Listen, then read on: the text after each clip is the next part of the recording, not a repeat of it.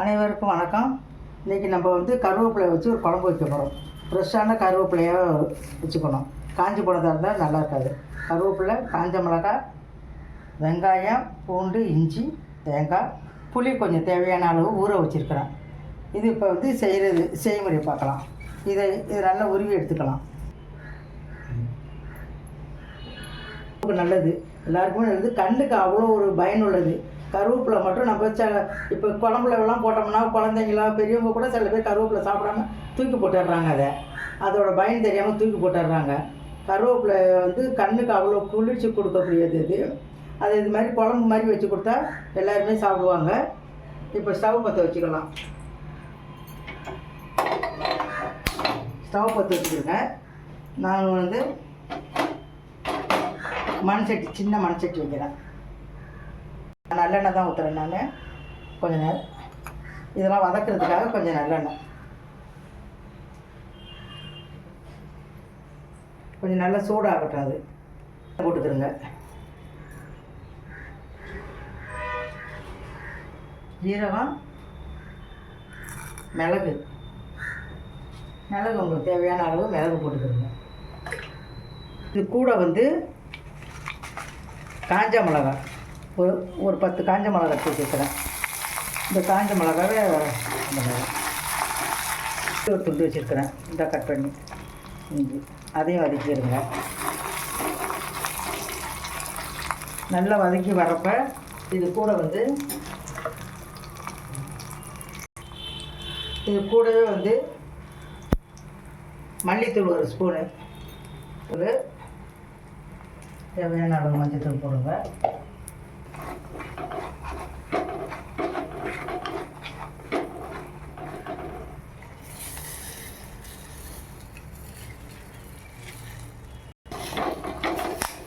இதை நல்லா அப்படி வறுத்து எடுத்துக்கோங்க.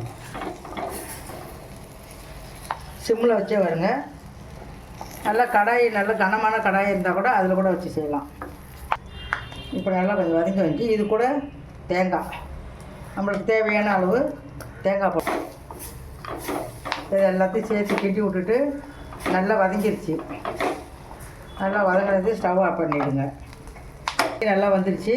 இது சூடு ஆறுனதையும் ஒரு பாத்திரத்தில் போட்டு ஆற வச்சுடுங்க. ஆற வச்சுட்டு மிக்ஸி ஜாரில் போய் அரைச்சிட்டு வந்துடலாம். போட்டுட்டு இப்போ ஆறிடுச்சு. இதை ட்ரையாக அரைக்கணும். தண்ணி கிணி இப்போ எதுவுமே ஊற்றக்கூடாது.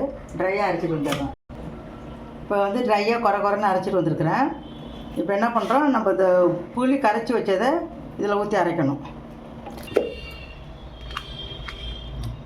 இப்போ அரைச்சிட்டு வந்தாச்சு. இப்போ கடாய் வச்சு தாளிச்சிடலாம். அது இப்போ கடாய் வச்சுருக்கோம். கடாய் சூடாகிடுச்சு. இதில் நல்லெண்ணெய் ஊற்றிக்குவோம். நல்லெண்ணெய் தான் ரொம்ப நல்லாயிருக்கும்.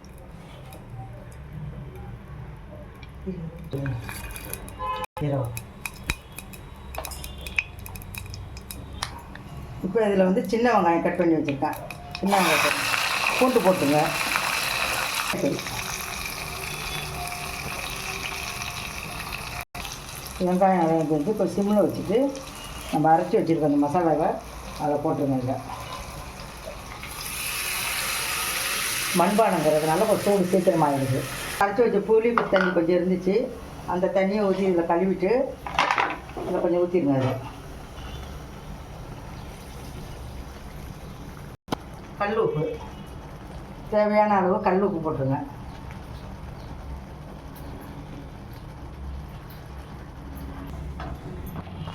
எண்ணெய் பிரிஞ்சு வர வரைக்கும் அப்படியே கிண்டி விட்ருங்க. அது